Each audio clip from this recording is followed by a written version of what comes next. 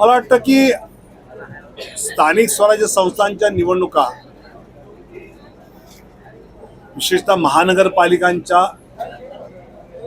ज्या आता घोषित झाल्या आहेत आणि त्याची सर्वत्र तयारी सुरू आहे, पण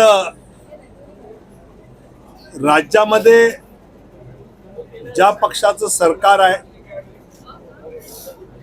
त्या पक्षाच्याच उमेदवारांना जर महानगरपालिकेत निवडून दिलं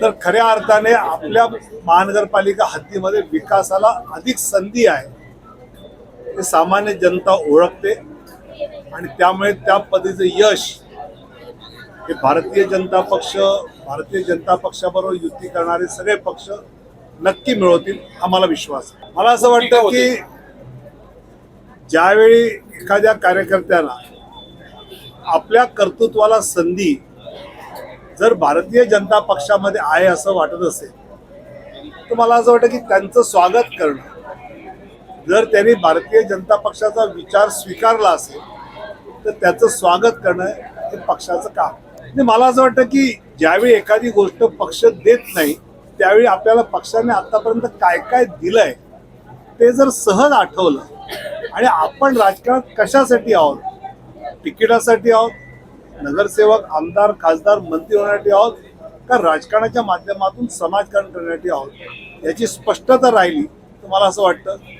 या गोष्टी खूपच गौण वाटतात। मला असं वाटतं की मी पुन्हा बरोबर सुद्धा भारतीय जनता पक्षाने ज्यांना पक्षात घेतलंय त्या ठिकाणी गेले 30-40 वर्ष भारतीय जनता पक्षाचे प्रयत्न काय होते, जसं आम्ही विखे पाटलांना नगरमध्ये घेतलं तिथे अनेक वर्ष आमचा आमदार निवडून येतच नव्हतं, आमचे प्रदेशाध्यक्ष त्या भागातले होते तरी सुद्धा। असं नांदेडला आम्ही अशोक चव्हाण घेतले की अशी अनेक जी मंडळी आलेली आहेत राज्यस्तरावर किंवा खाली, तर त्या ठिकाणी पक्ष वाढवणं, पक्षाची ताकद मजबूत करणं असं जर होणार असेल, कारण पक्ष मजबूत झाला तर शेवटी जनतेची सेवा अधिक चांगली होणार आहे। त्यामुळे या प्रकारचं स्वागत नेहमीच आम्ही करतो। पण महाराष्ट्रातला माणूस वेगवेगळ्या राज्यात जाऊन चांगलं काम करतोय हे बरं वाटतं की नाही? आम्हाला आणखी बरं वाटेल तुम्ही महाराष्ट्रात। आम्हाला अपेक्षा होती की तुम्ही राष्ट्रीय अध्यक्ष व्हाल पक्षाचे, पण ते काही झालं नाही महाराष्ट्रात। नितीन नवीन सगळे चांगले राष्ट्रीय कार्यकारी अध्यक्ष आम्हाला मिळाले, त्यांचं कौतुक केलं।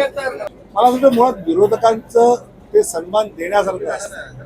आता काल प्रियंका गांधी चहा प्यायला गेल्या होत्या, राहुल गांधी जाऊ शकले।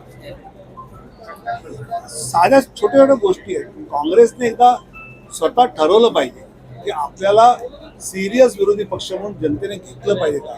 आता बळबळ जे मोदींना विरोध करू इच्छितात ते तुमच्या पाठीशी येतात, त्याने जिंकता येत नाही।